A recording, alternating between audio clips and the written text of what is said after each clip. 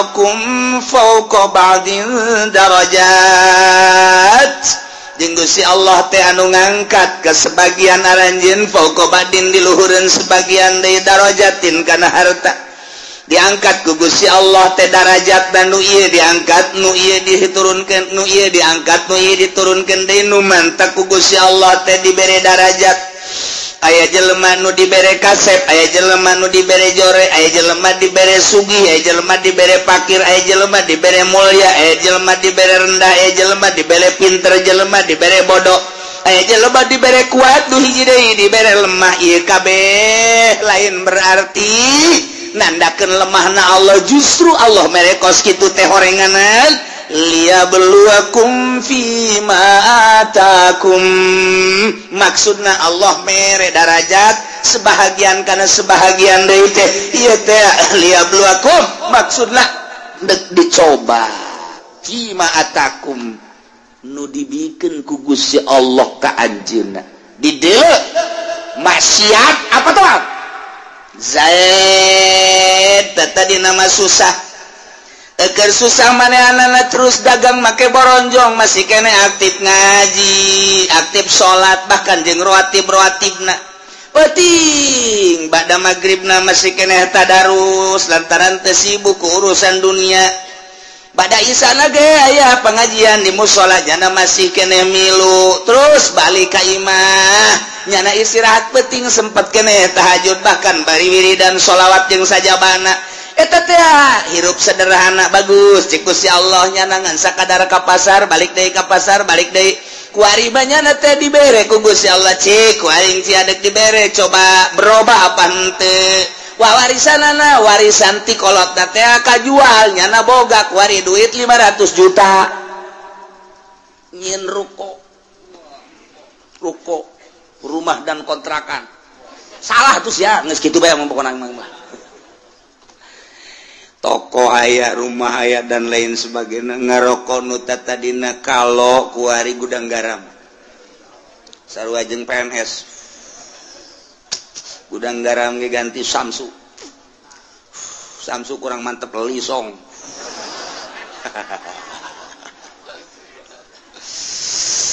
Atuh kuari mah bajuna geus sing ciripit lain deui kamari mah di bawah sederhana beuh kuari mah geus mantep jasa.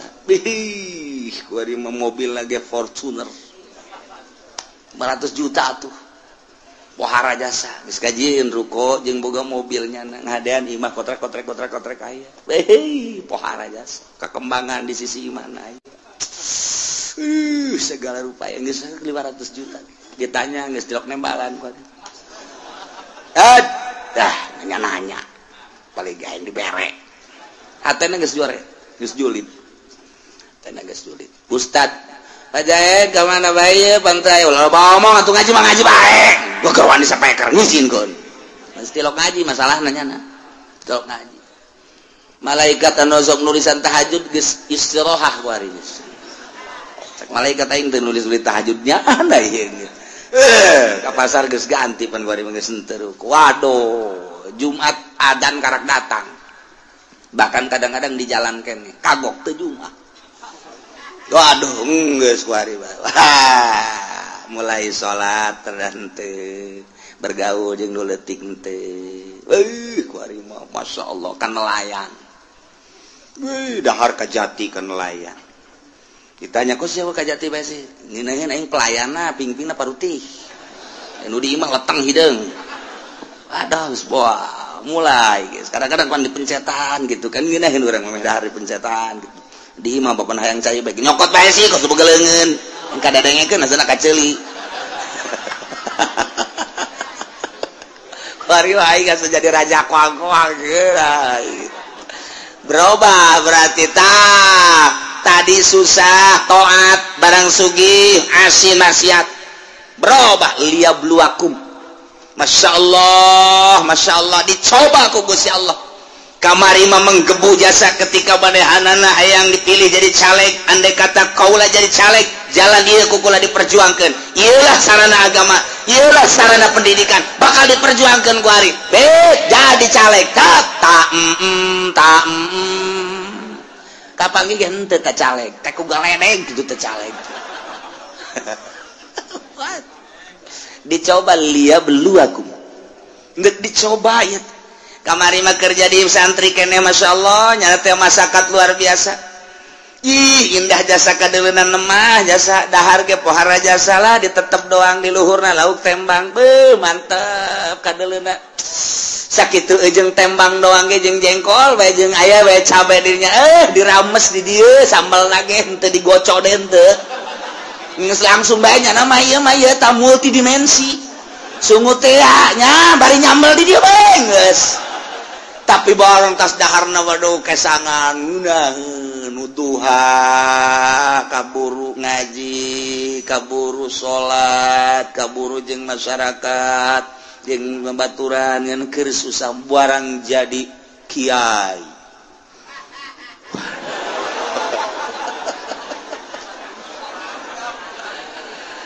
teu jeung nu leutik Masya Allah mun ngariung teu diberkatan marah aduh ieu jadi kiai mun dahar kudu loba bae deungeunna dan lain sebagainya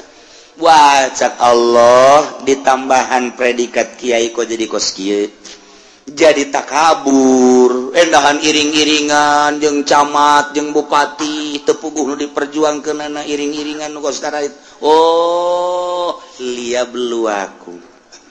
dicoba berbagai macam nu susah disugihkeun anu pinter anu bodoh dipinterkeun nu lain kiai dikiaikeun coba ta ieulah wa rafa'a ba'dakum fawqa ba'din darajat liyabluwakum fima atakum istiqomah henteu manehanana ketika istiqomah ngaji bae keur susah ngaji kesenang ngaji bae kemudian nyana teh keur pakir ngaji sore ngaji bae jeung jelema kitu-kitu bae istiqomah berarti ieu mantep ieu dicoba da ku Gusti Allah toat-toat bae dah keur teu boga mah pikiran zakat aing barang engget-engget ya ibadah kitu ngaran aya ta dunia ya zakat barang sugih jasa poho zakat liya beluaku Masya Allah mentak fluktuatif ku Gusti Allah teh naik turun kadang orang dibere susah kadang sugih ikut diperhatikan ku Allah dicoba susah sia kos kitu ibadah sugih sia kos kitu ibadah kos kumaha coba yuk nah kuari sehat keur sehat sia pohara jasa keur gering coba kumaha keur sehat kumaha keur gering kumaha keur ai keur sehat tilok Allah-Allahan ai keur gering Allah-Allahan barangnya na berbaring di rumah sakit Allah eta sanu ngobrol bae awaskeun aing kaganggu zikir aing Allah ulah ngarobrol bae dinya kitu bejakeun aing keur zikir Allah cak anakna bah abah ieu keur sehat bae tilok Allah ulah loba ngomong atuh sia loba mah sia nyinggung ka aing goblok cak anak nangeunaan ngadenge apa kuari mah keur muriang mah Allah-Allahan bae bah maningan muriang banyak atuh sia naonan kamma ge bager kamma abah keur sehat mah beak dicak-cak didangkak po dicarekan bae kula nu sedihna mah barang muriang mah masih ka mana ulah kena ka mana gitu ampura tangeunaheun sada kula abah mah maning ulah cager-cagernya dicoba ku Gusti Allah barang dek sehat teh rada sehat deui kuari masih ka mana tuh cak lagi mending ulah cager abah mah dicoba eta ya Allah liya beluakum Masya Allah supaya stabil keur susah keur senang keur sehat keur gering keur sugih keur pakir keur jadi rakyat keur jadi pejabat tetap ka Allah Masya Allah mantap jasa wa rafa'a ba'dakum fawqa ba'din darajat maksudna liyabluwakum fi ma atakum awas inna rabbaka sari'ul iqab sanyanya pangeran anjeun kancang capat nyiksana bagi jelema nu berubah anu tadina ibadah jadi henteu atawa tadina teu ibadah leuwih radikal awas inna rabbaka sari'ul iqab kancang nyiksana cepat nyiksana kacepetanana lantaran diudang paeh siksa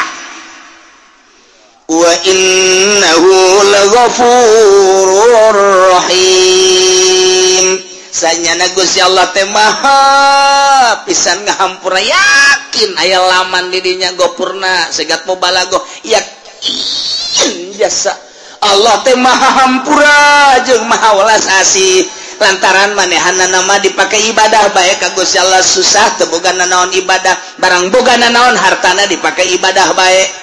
senang pakai ibadah ekernya na lemah ibadah bae kuat ibadah kerja di rakyat jadi ibadah kerja di pejabat jadi ibadah bae nah ibadah disadiakeun wa innahu laghafurur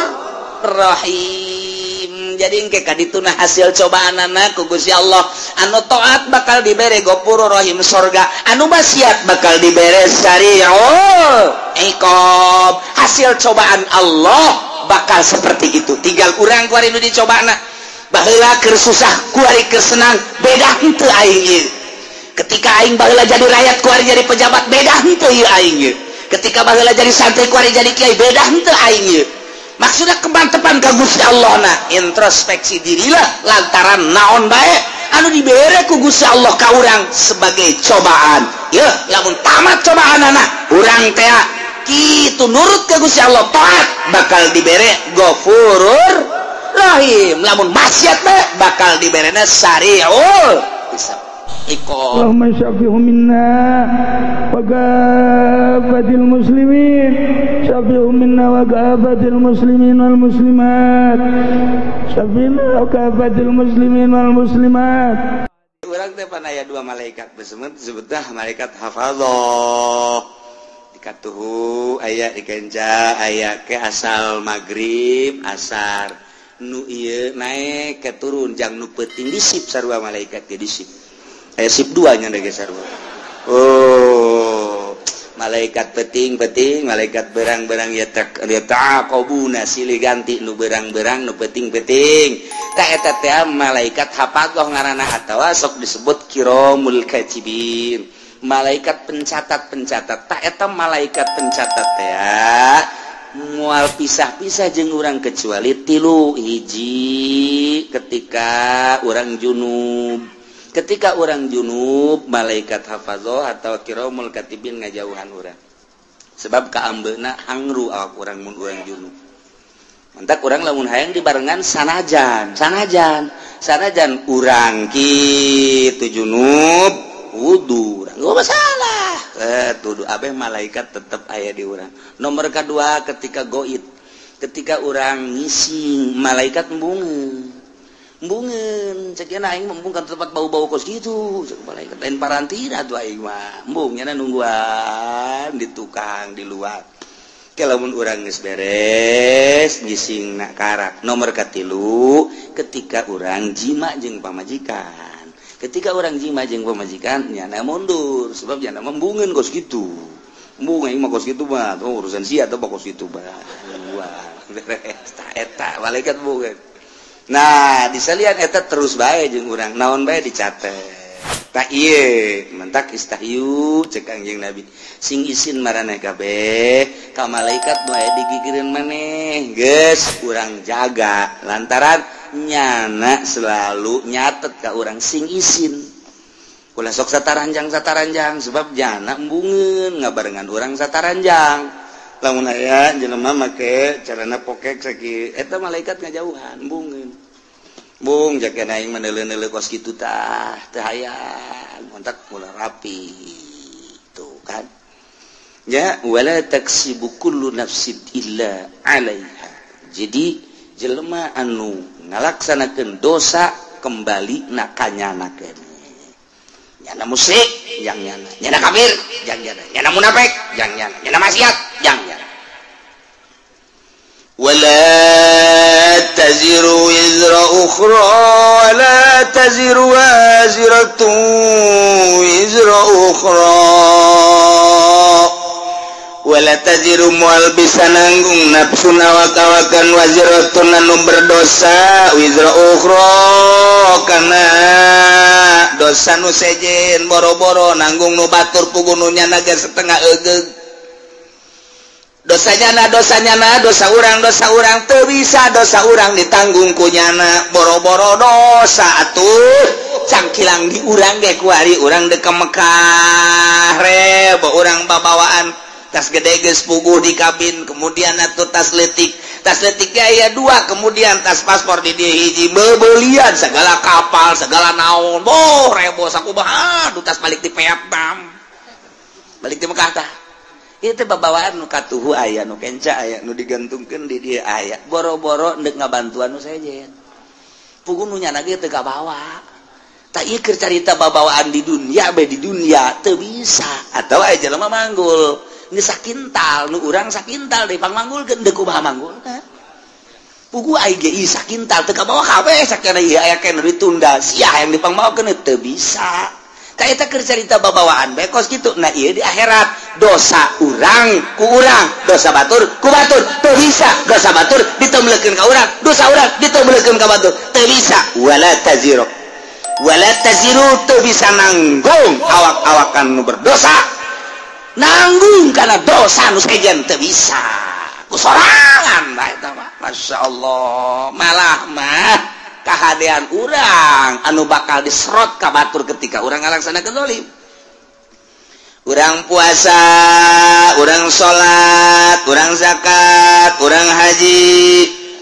tetapi ternyata urang pernah ngazolim batur nah yang ke di akhirat di sidang begitu di sidang teh salat urang bagus zakat urang bagus segala rupa urang bagus jol bae jelema anu dizolim ku urang teh neluh misalna urang nampiling misalna urang najong misalna urang ngomong atau orang nyaga caprak dari pun batur datang ke batur teu ngeunaheun atawa modal pamarentah jelema ieu boga bangunan di dieu kemudian atuh ieu teh kena planning pemerintah tanpa diganti gaet bae pemerintah zalim ngaranna eta kan zalim nu kitu ngaranna kata orang boga taneuh kemudian dicokot ku batur tah eta zalim ngaranna urang mah puasa urang na salat urang na zakat tapi aya taneuh batur dicokot ku urang sia sing hade di akhirat timbang begitu ditimbang bagus joh aya jelema malaikat ya kumaha eta amalna bagus alhamdulillah bagus ieu tinggal ka sorga bae deuleu buku nu hijina periksa nah aya catatan zalim oh bener taneuh abdi direbut ku nyana ieu hak abdi wawarisan ti abah kemudian kunyana bae dicokot abdi geus merengek-rengek abdi boga anak boga incu abdi teh hayang ngajual demi untuk kelangsungan kehidupan anak pamajikan jeung incu abdi tapi dikuasai kunyana zalim perhitungkeun malaikat perhitungkeun di dunia abdi teu bisa memperhitungkeun lantaran nyana gagah jasa teu beunang carana golok geus aya di bibir abdi jawara jana mah kuari jajawaran hai siap pokona mah tanah abdi ayo hitung jadi kumaha perhitungkeun kumaha miskin ayo kumaha waduh ieu mah kadzaliman ieu nah geus kieu kudu kumaha teh ya kahadeannya nah ka dieu keun salat kakak cokot ku adi haji kakak dicokot ku adi jazolim kanu teh 1 hektar makan iman kali 5 juta pan semeter beuh pohar jasa di mana 5 juta lah ngomong lah 5 juta baheulana tuh kan wah dicokotan kabeh tinggal kakana bae atuh beak ieu mah beak itu kabeh bahkan cek malaikat kabeh ieu kahadean geus dibikeun ka dieu masih kurang keneh nah lamun kurang keneh kos kitu kagorengan abdi teu beuleukeun ka nyana kabagusan gajaran kakak cokot ke adi yeuh kagorengan adi lantaran kurang kene ieu bae ya naon kitu ngaranna dosa-dosa adi bikeun ka nyana geur mah dicokot kahadeanana diteumbeuhan ku dosa muflis ngaranna cek Kangjeng Nabi manil muflis nu muflis mah engke nu datang di akhirat gajaranana dibikeun ka nu ngazolim jah naon kitu era dosa nu zalim dibikeun ka nyana yes tinggal nyana nu ka neraka tinggal ieu bae ngeunaheun si adina ai surat dadah kakak sorga tinggal kakana bae ngeukeun ka neraka tah eta mun carita jeung kakak carita jeung tetangga carita jeung dulu mantap ngeunaheun urang mah lamun kos kitu aya nu dicokot ku batur asal bisa mawana bae di akhirat sia ku aing geus beres urang tetep nu urang boga motor jalaina ngeridit ieu mah aing meuli asli jasa cokot ku batur tinggal urang mah hak bae laporan ke polisi engkena bakalna waduh leungit embe kudu bayar ku sapi mah bakalna. Polisi di Indonesia mah kos kitu leungit embe urang bayar ku sapi malah geus aing ngomong. Ka kiai bae geus ka kiai ge atuh sepira kiai lah nyaho manjur nyaho teu doana geus. Beres geus bae tuh nenangkeun pikiran bae geus dah geus sama kuang ge di akhirat. Nah, engke di akhirat timbang malaikat poswan saya mana? Poswan saya hilang jam 3 tidak ada. Emang jam 3, jam 2 mah main bola keneh kula neuleuh. Si emang nonton main bola. Jam 3. Beureun pamalingana milu jeung kula main bola eta cak. Jeung kumaha ge milu nonton. Ya, poswan hendak lompat ka mana? Ayat catatanana di mana berdasarkan laporan malaikat kiramul katibin malaikat hafadzah nu malingna ieu. Ayat catatanana malam anu tanggal sekian tah ieu tah laporanana. Moh eta kan nyelesaikeun hiji ge angel. Lantaran nu dipaling nu dipaling motorna, nu dipaling mobilna, anu dipaling taneuhna. Wa anu dianiaya pare teh hiji bae ge angel. Da saurang narangtung mata poe ngan sadeupa sakitu. Masyaallah neuk teu kebal kumaha. Lila jasa orang geus kakejet mah gegeraan maksudna deuk ka neraka lah pokona nu penting ieu gegeraan ya puguh ka neraka leuwih panas tah eta ayo geura tilet hiji jelema bae ge pohara jasa nah ieu mane maling motor yang geus teu bisa ngahelak deui jauh sungut mah teu ngomong nu ngomong leungeun al yauma nakhtimu ala afahim wa tukallimuna aydihim wa tashhadu arjuluhum bima kanu sibun leungeun ngomong saya yang bawa kunci T-nya ngomong tah ieu curug saya yang motrek-motrek aduh geus deui aku cak suku kula nu leumpakna aduh aja cak babaturan kula nu ngadorongna atuh geus ieu mah teu ngomong lamun sungut ngomong moal anggeus-anggeus rame atuh jeung malaikat disalah-salahkeun malaikat mentak dikunci subut plak beres teu ngomong al yauma nakhtimu ala afwahihim wa tukallimuna aydihim nu ngomong leungeun arjuhum suku wa beh bima kanu yaksibu naon nu kunyana dipigawe ngomong kabeh ya Allah. Nah iyalah wala taziru waziratu wizra ukhra summa ila rabbikum marji'ukum bakal babalik kabeh ke pangeran fayunabbiukum bima kuntum fihi takhtalifun. Allah bakal ngabejer beaskeun ngajelaskeun kana naon nu ku aranjeun dipermasalahkeun diperdebatkeun kitu ikhtilafkeun dipacentraungkeun cak Yahudi pangeran teh Uzair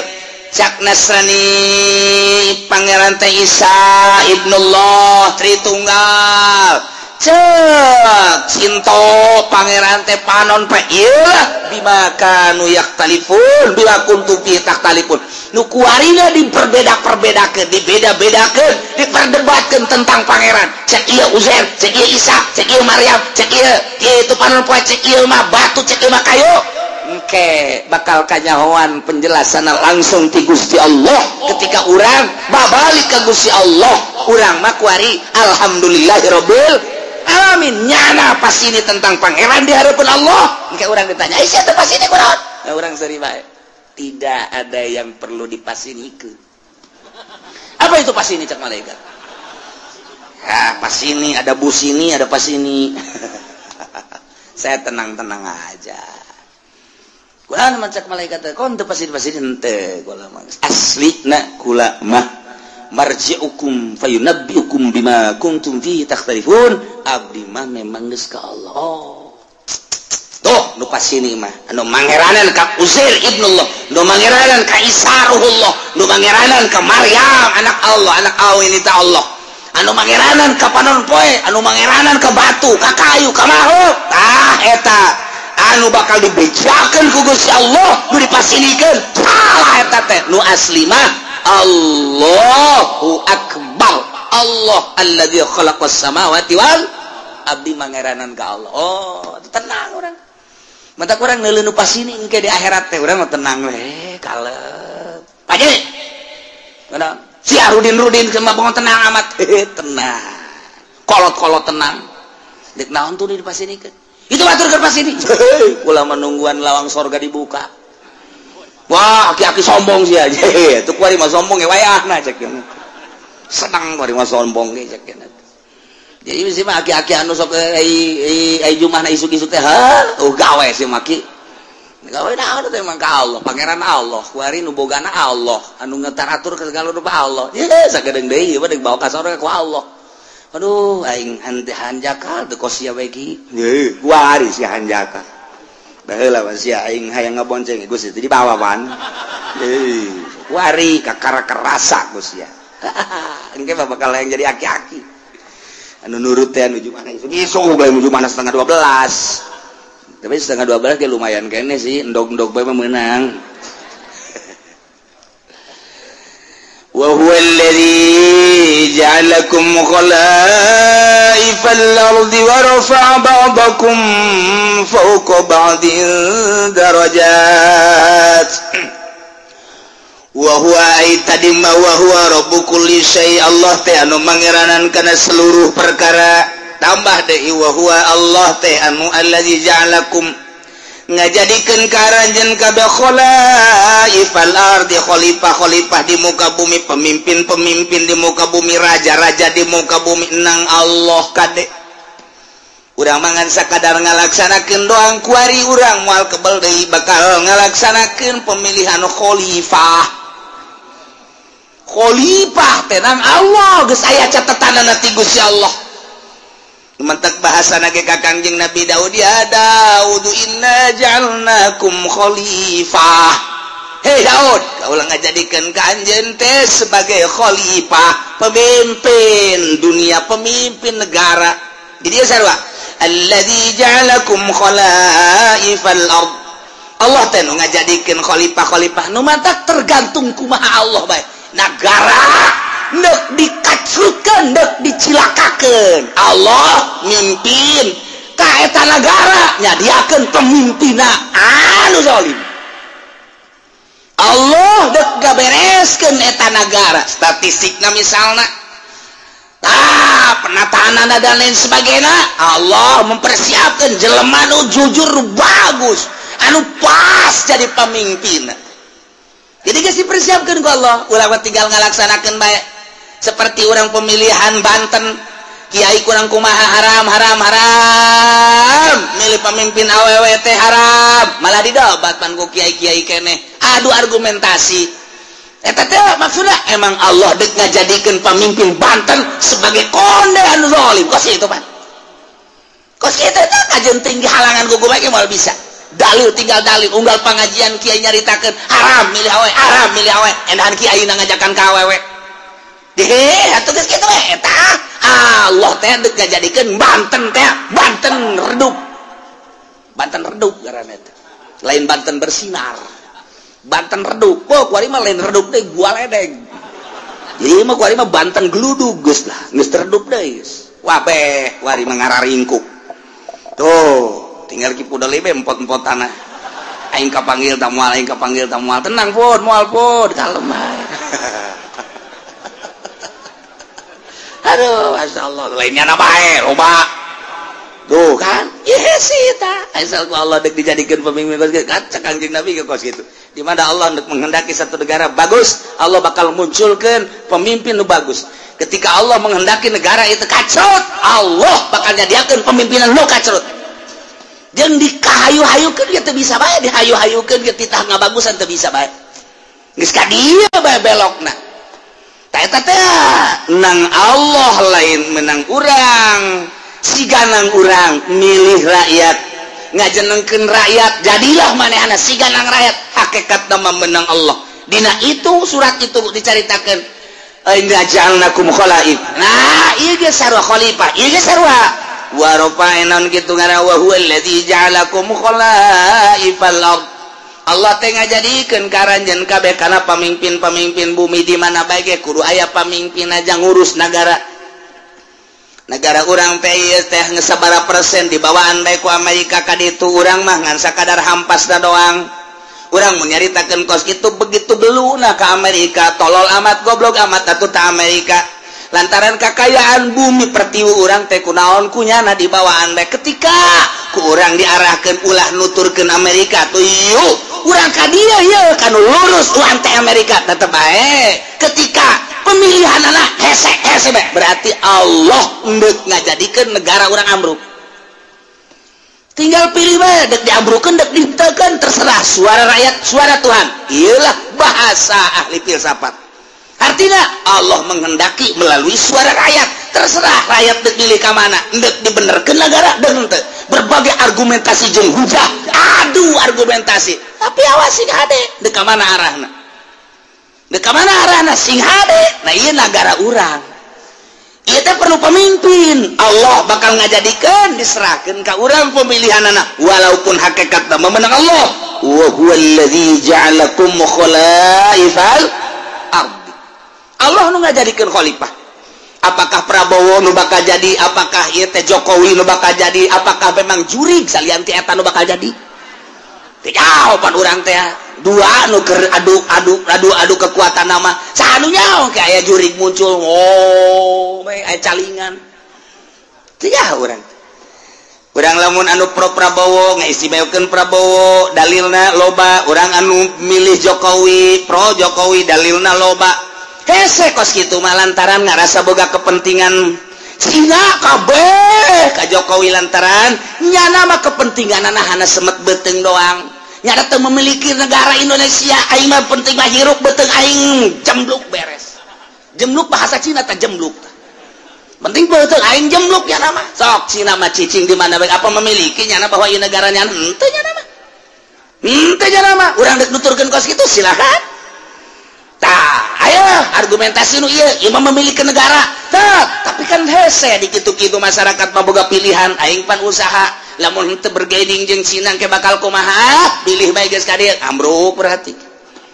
aing mah milih ka dieu bae lah lantaran aing mah anu terserah tah ambruk ge henteuna nganu jelas mah kabeh ge nu geus ka dieu hese di ka dieu keuna nu geus ka dieu hese di ka dieu keuna lantaran boga kepentingan masing-masing geus dibere acuanana ke tetep bae lebih mengarah kepentingan kuari bae gitu ayo partai Islam nu ngadukung ka dieu pan eta teh meureunana boga kepentingan henteu saluluguna dukung kitu henteu NU ngadukung ka dieu aya kepentingan kajen kukumaha ge aya kepentingan kajen kukumaha ge jadi berarti kahijab anu ngadukung ka dieu aya kepentingan kahijab tai kepentingan iyalah anu ku urang dek dibersihan teh dina ilmu thariqah mah mun dek ibadah carita mun dek ibadah satungtung aya kepentingan di luar Allah silaka eta teh nu hese ge nemandak ditanya Tuan Syabdul Qadir Tuan anu istimewa si kumaha ibadah istirahatkeun abdi pugu geus istirahat awak mah gampang tondo istirahat mata sare coli geus terlalu loba ngadengekeun kitu suara-suara istirahatkeun ku urang bisa sare bisa ka gunung bisa ka leuweung awak lantaran terus-terusan bae urang bekerja capek istirahatkeun ku urang mungkin istirahat di puncak di Indonesia mah di Bali misalnya ka Singapura misal istirahat gampang tah kos kitu mah cek Imam cek Tuan Syabdul Qadir istirahat kos kitu mah tama istirahat nihil nu hese kumaha Tuan nu hese mah ngaistirahatkeun pikiran diistirahatkeun tina gejolak dunia nu tadina dunia bergejolak dina pikiran urang tina sepeda hayang motor tina motor hayang mobil ge hayang sababaraha macam istirahatkeun geura kos kitu teh buka tunda di dieu indah ge urang tatadina yang boga jabatan ti dieu hayang ka dieu mun karyawan teh mah karyawan biasa hayang personal hayang jadi kitu wakil direktur jadi direktur istirahatkeun geula simpen di dieu segala rupa istirahatkeun urusan duniawi istirahatkeun ka Allah keun hiji kumaha carana Tuan carana gampang nuku urang diangan-angan nuku urang dipikir-pikir soal dunia eta teh fana rusak bakal ditinggalkeun urang bakal ninggalkeun dah imahnyana ninggalkeun urang ti heula wa imah urang ninggalkeun ti heula nu jelas mah kabeh ge rusak disebutna panah masa sih urang udag-udag nu rusak nu bakal ditinggalkeun maningat ge urang udag-udag anu bako pikiran urang kanu maha bako Allah subhanahu wa ta'ala awalun bila tidak wa akhirun bila tiasok lempengkeun geura ka Gusti Allah angan-angan piceun timpen di dinya tah istirahat eta nu hese mah istirahat mata mah reup hees istirahat ceuli mah gampang malah istirahat mata mah bari ngaji ge loba toel kuda sia ngaji istirahat aing loba tah mah kos kitu mah istirahat mata istirahat ceuli istirahat awak gampang cek Tuhan Syekh Abdul Qadir nu hese istirahat angan-angan jeung pikiran lamun eta geus bisa diistirahatkeun tek ketika ayana naon aing keur istirahat di kos kitu ayalah tawaran jabatan teu aing keur istirahat aya tawaran awewe teu jore nanti aya ke harapannya eta tolol teu goblok istirahat setengah-setengah tahu istirahat Masya Allah urang lamun geus bisa ngaistirahatkeun kos kitu ih mata hate ka Allah akhrij hubad dunya min qalbika fa inni la ajma'u hubbi wa hubad dunya fi qalbin wahid kaluarkeun geura hubud dunya dina hate lantaran cek Gusti Allah aing moal ngahijikeun hubud dunya jeung hubbu ka aing di hiji hate kaluarkeun nu mantap diibaratkeun ieu teh awa iktea okos kitu non ngaranna okos belantara urang leumpah ninggalkeun belantara srut geus katinggalin ta dunia hiji keur ngahareupan akhirat kuari urang aya di ranah akhirat ternyata ranah akhirat ge masih kena hijab kene tinggalkeun teu kanyueun akhirat geus ninggalkeun dunia ninggalkeun akhirat kuari urang kanu nyieun dunia jeung akhirat Allah mun geus kadinya indah jasa eueuh kabungahan kecuali bareng jeung Allah eueuh kasenangan kecuali bareng jeung Allah kieu bae sih kuari kieu ye urang lempah babarengan jeung nu boga pabrik egel waduh egle geus kuari bae egle geus urang babarengan jeung nu boga di pasir teh pabrik naon garang-garana Gajah Tunggal urang ka Jakarta ke Bandung bareng merasa bangga sebab naon ieu nu di sisi urang teh nu boga Gajah Tunggal dek ka restoran mana tinggal dek ka hotel mana tinggal reup dek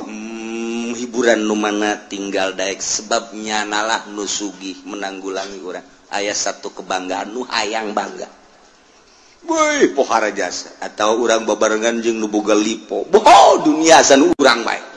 kabeh ngontrak aing doang pohara jasa eta keur carita dunia bae urang nu hobi jabatan gila jabatan bareng urang jeung bupati satu kebanggaan kiai nu babarengan jeung bupati teh ngarokona ge geus lain wah eta jenama overdosis eta overload eta aduh kabeh kadeuleun ku batur aing kiai keur bareng jeung bupati bangga jasa naek nyana jeung menteri dua ngarokon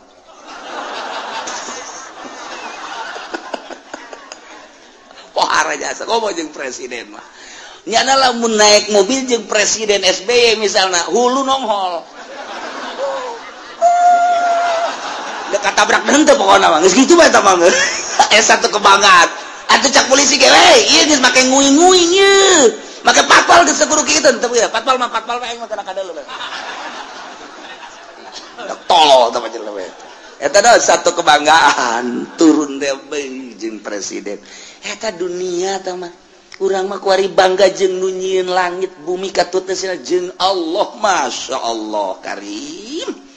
anu sugih papadana anu gagah papadana beunghar papadana anu sagala-galana tandingna kok teu bangga sih jeung Allah Masya Allah mentak hanya wali-wali Allah lah anu seuri sorangan sebab ngarasa indah duaan jeung Allah senyum sorangan bunga jeung Allah batur mah boga mobil riweuh rusak kudu ka bengkel bensinan tetap sekirus Lexus tinggal Lexus baby band tinggal baby mogok bae kajen kukumak tapi urang mah jeung Allah ketika babarengan jeung Allah geus teu kudu naik mobil Lexus baby band kanon gitu ngaran mobil-mobil mewah teu kudu hayang ka mana sia cak Allah teh abdi mah hayang ka Mekah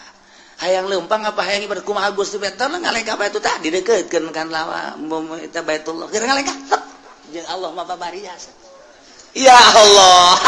mobil gitu nilaian, kapal nilaian. Nah, sebab teu kudu ngabensolan. Teu kudu ngabensinan teu kudu, ieu mah deukeut jasa dibere ilmu toy. Geus datang ke Mekah akuarium mah deui Jakarta hayang balik ka Indonesia neuk naon tuh? Rindu ka anak tolol sia mah. Apaan keur jeung aing si rindu ka anak. Ka pamajikan meureun, ya kitulah.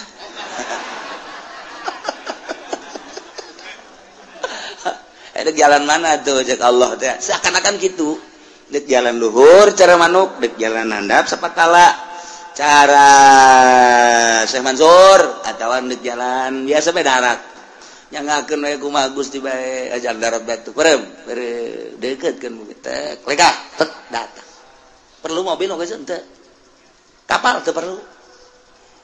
jeung Allah bae lamun geus urang deket jeung Allah teh eta lelengkahan dek ka mana bae ge masyaallah karim ini sama gilir ge geus kudu make mobil gilir kana kolot kana ngora aduh mantep jasa guys cek nu kolot isi juri ka lain bagian di aing aya di aing ge kana teh cek nu ngora kitu keneh ieu mah juri beureung gajen kukumaha ge janjana kadang aya kadang eueuh. Wah, makajan kuku mah kayak mbah jambrongan ieu macam mah. Ayo geus deukeut jeung Allah mah ngeunaheun jas. Masyaallah karim. Lamun tuan Abdul Qadir buka jeung muridna aya 40 di ditu aya ditu aya ditu aya ditu aya. Bisa kos kitu teh. Gusti Maha sagala-galana. Ya Allah, tinggal urang ngadeukkeun Allah. Deket jeung Allah miceunan dunia tah. Nah, mata cek tadi ge istirahat mata gampang, istirahat ceuli gampang, istirahat awak mudah. Nihil tama kos kitu mah. Istirahat angan-angan jeung pikiran nu lain ka Allah istirahatkeun. Mun eta geus bisa mantep. Mantep, orang dakwah ka Gusti Allah. Ngajak melalui Al-Qur'an hadis. Ketika aya nu mawakeun proposal, tidak, saya sedang istirahat. Mabur siakan itu. Leutik. Istirahat ke aya nu mere mobil ti gubernur aya ieu mobil hadiah ti gubernur kok mere hadiah lantaran nyana geus karasa kadukung jeung kadoakeun aing istirahat tina pemberian ti pamarentah bawa ka ditu Gusti teu hayang aing istirahatkeun pinu kitu karak pol ka Gusti Allah gimbir jelema okos jelema tapi lain okos lain jelema tapi jelema sebenarnya saha sih nyananya eta istirahat tidak geus kitu. Tah lamun urang geus bisa ka istirahat berutan Tuan Abdul Qadir istirahat angan-angan, istirahat pemikiran selain Allah, karak cekas ujianna. Eueuna naon. Nah, balikan deui Allah teh allazi ja'alakum khalaifal ard. Anu ngajadikeun karanjeun kabeh di muka bumi sebagai khalifah, penggede, pemimpin raja-raja. Khalifu badukum badon fiha ngagantian nu geus digantian aya ngagantian man badau berarti mimpinnya na. Sebagian kana sebagian deui wa rafa ba'dakum fawqa ba'din darajat jeung Gusti Allah teh anu ngangkat ke sebagian aranjeun fawqa ba'din di luhureun sebagian deui darajatin kana harta diangkat ku Gusti Allah teh darajat dan nu ieu diangkat nu ieu diturunkeun nu ieu diangkat nu ieu diturunkeun deui nu mantap ku Gusti Allah teh dibere darajat. Aya jelema nu dibere kasep, aya jelema nu dibere jore, aya jelema dibere sugih, aya jelema dibere fakir, aya jelema dibere mulya, aya jelema dibere rendah, aya jelema dibere pinter, jelema dibere bodoh, aya jelema dibere kuat, nu hiji deui dibere lemah. Ieu kabeh lain berarti nandakeun lemahna Allah. Justru Allah mere kos kitu teh horenganan liyabluwakum fima atakum. Maksudna Allah mere darajat sebahagian kana sebahagian deui teh ieu teh liyabluwakum maksudna dek dicoba fima atakum nu dibikeun ku Gusti Allah ka anjeunna di dieu maksiat apa tuh Zaid tadi nama susah agar susah manehanana terus dagang make boronjong masih kene aktif ngaji aktif sholat bahkan jeung rawatib-rawatibna penting bada magribna masih kene tadarus lantaran teu sibuk ku urusan dunia bada isana ge aya pengajian di mushola jana masih kene milu terus balik ka imah nyana istirahat penting sempat kene tahajud bahkan bari wiridan sholawat jeung sajabana eta teh hirup sederhana bagus cik Gusti Allah nyanangan sakadar ka pasar balik deui ka pasar balik deui kuari banyana teh dibere ku Gusti Allah cik kuaring ciadek dibere coba berubah apa henteu warisanana warisan ti kolotna teh kajual nyana boga kuari duit 500 juta nyin ruko rumah dan kontrakan salah tuh ya geus kitu bae pokona mah toko aya rumah aya dan lain sebagainya ngaroko nu tadina kalau kuari gudang garam sarua jeung PNS gudang garam ge ganti Samsu kurang mantep lisong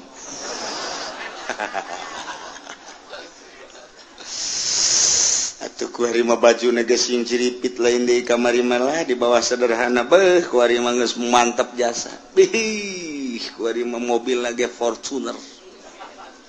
500 juta tuh pohara jasa geus kajieun ruko jeung boga mobilnya ngadean imah kotrek aya beh pohara jasa kakembangan di sisi mana aya segala rupa yang geus 500 juta ditanya geus dilok nembalan kuari nanya paling gain dibere hatena geus juare geus julid hatena geus julid Ustad Pajae ka mana bae pantai ulah ngomong atuh ngaji mah ngaji bae gua kawan disampaikan ngizin mesti lo ngaji masalah nanya lo ngaji malaikat anu sok nulisan tahajud geus istirahah kuari geus cek malaikat aing teu nulis tahajudnya anda ieu ke pasar geus ganti pan kuari geus henteu waduh Jumat adzan karak datang bahkan kadang-kadang di jalan kene kagok teu Jumat waduh geus kuari mulai salat dan teu bergaul jeung nu leutik teu kuari mah masyaallah kan nelayan dahar ka jati kan nelayan ditanya kok siapa ka jati bae sih ngeunaheun aing pelayana pingpingna parutih anu di imah leteng hideung aduh geus mulai guys kadang-kadang pan dipencetan gitu kan ngeunaheun urang mah dahar dipencetan gitu di imah bapan hayang cai bae nyokot bae sih kos begeleungeun engka dadengekeun asana kaceuli kuari aing asa jadi raja kuang-kuang berubah berarti tadi susah taat barang sugih asin maksiat berubah liyabluwakum Masya Allah dicoba ku Gusti Allah kamari mah menggebu jasa ketika manehanana hayang dipilih jadi caleg andai kata kaula jadi caleg jalan ieu kukula diperjuangkeun ieulah sarana agama ieulah sarana pendidikan bakal diperjuangkeun ku ari jadi caleg kapan ge henteu teh caleg teh ku galedeg kitu teh caleg dicoba liyabluwakum ngeuk dicoba ya kamari mah kerja di santri kene masyaallah nya teh masyarakat luar biasa ih indah jasa kadeuleunana mah jasa dahar ge pohara jasa lah ditetep doang di luhurna lauk tembang beuh mantep kadeuleuna sakitu jeung tembang doang ge jeung jengkol bae jeung aya bae cabe dirinya dirames di dieu sambelna ge henteu digocode henteu geus langsung bae nya mah ieu tah multidimensi sungut teh nya bari nyambel di dieu bae geus tapi bareng tas daharna waduh kesangan duha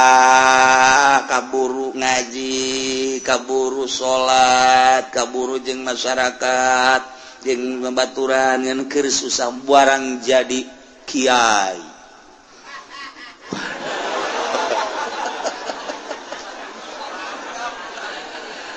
teu jeung nu leutik masyaallah mun ngariung teu diberkatan marah aduh ieu jadi kiai mun dahar kudu loba bae deungeunna dan lain sebagainya wah cak Allah ditambahan predikat kiai kok jadi kos kieu jadi takabur endahan iring-iringan jeung camat jeung bupati teu puguh nu diperjuangkeunana iring-iringan nu kos karait oh liya beluaku dicoba berbagai macam nu susah disugihkeun anu pinter anu bodoh dipinterkeun nu lain kiai dikiaikeun coba ta ieulah wa rafa'a ba'dakum fawqa ba'din darajat liyabluwakum fima atakum istiqomah henteu manehanana ketika istiqomah ngaji bae keur susah ngaji kesenang ngaji bae kemudian nyana teh keur pakir ngaji sore ngaji bae jeung jelema kitu-kitu bae istiqomah berarti ieu mantep ieu dicoba da ku Gusti Allah toat-toat bae dah keur teu boga mah pikiran zakat aing barang engget-engget ya ibadah naon kitu ngaran aya ta dunia ya zakat barang sugih jasa poho zakat iya belu aku masya Allah mentak fluktuatif ku Gusti Allah teh naik turun kadang orang dibere susah kadang orang dibere susah kadang sugih ikut diperhatikan ku Allah dicoba susah sia kos kitu ibadah sugih sia kos kitu ibadah kos kumaha coba yuk nah kuari sehat keur sehat siap pohara jasa keur gering coba kumaha keur sehat kumaha keur gering kumaha keur ai keur sehat tilok Allah-Allahan ai keur gering Allah-Allahan barangnya na berbaring di rumah sakit Allah eta sanu ngobrol bae awaskeun aing kaganggu zikir aing Allah ulah ngarobrol bae dinya kitu bejakeun aing keur zikir Allah cak anakna bah abah ieu keur sehat bae tilok Allah ulah loba ngomong atuh sia ulah loba ngomong sia nyinggung ka aing goblok cak anak nangeunaan ngadenge abah kuari mah keur muriang mah Allah-Allahan bae bah maningan muriang banyak atuh sia naonan kamma ge bager kamma abah keur sehat mah beak dicak-cak didangkak po dicarekan bae kula nu sedihna mah barang muriang mah masih ka mana ulah kena ka mana gitu ampura tangeunaheun sada kula abah mah maning ulah cager-cagernya dicoba ku Gusti Allah barang dek sehat teh rada sehat deui kuari masih ka mana tuh cak lagi mending ulah cager abah mah dicoba eta ya Allah liya belu aku masya Allah supaya stabil keur susah keur senang keur sehat keur gering keur sugih keur fakir keur jadi rakyat keur jadi pejabat tetap ka Allah masya Allah mantap jasa wa rafa'a ba'dakum fawqa ba'din darajat maksudna liyabluwakum fi ma atakum awas inna rabbaka sari'ul iqab sanyana pangeran anjeun kancang capat nyiksana bagi jelema nu berubah anu tadina ibadah jadi henteu atawa tadina teu ibadah leuwih radikal awas inna rabbaka sari'ul iqab kancang nyiksana cepat nyiksana kacepetanana lantaran diudang paeh siksa wa innahu laghafurur rahim sanyana Gusti Allah teh maha pisan ngahampura yakin aya laman di dinya gopurna segat mubalaghah yakin jasa Allah teh maha hampura jeung maha welas asih lantaran manehanna nama dipakai ibadah bae ka Gusti Allah susah teu bogana naon ibadah barang bogana naon hartana dipakai ibadah bae senang pakai ibadah kernya lemah ibadah bae kuat ibadah kerja di rakyat jadi ibadah kerja di pejabat jadi ibadah bae nah ieu mah disadiakeun wa innahu laghafurur rahim jadi engke kadituna hasil cobaanana ku Gusti Allah anu taat bakal dibere Ghafurur Rahim surga anu maksiat bakal dibere sari'ul iqab hasil cobaan Allah bakal seperti itu. Tinggal urang kuari nu dicobana baheula keur susah kuari keur senang beda henteu aing ieu. Ketika aing baheula jadi rakyat kuari jadi pejabat beda henteu ieu aing ieu. Ketika baheula jadi santri kuari jadi kiai beda henteu aing ieu. Maksudnya kemantepan ka Gusti Allah na introspeksi dirilah lantaran naon bae anu dibere ku Gusti Allah ka urang sebagai cobaan. Ya, lamun tamat cobaanana urang teh kitu nurut ka Gusti Allah taat bakal dibere Ghafurur Rahim. Lamun maksiat bae bakal diberena Sariul Hisab. Iqab mudah-mudahan urang kabehan dibere sadar bentak mata hati urang diistirahatkan pikiran-pikiran urang tina duniawi dimantapkan keyakinan urang ka Gusti Allah sehingga urang ibadah mantap istiqomah ka Gusti Allah sehingga urang menang ridho Allah subhanahu wa ta'ala.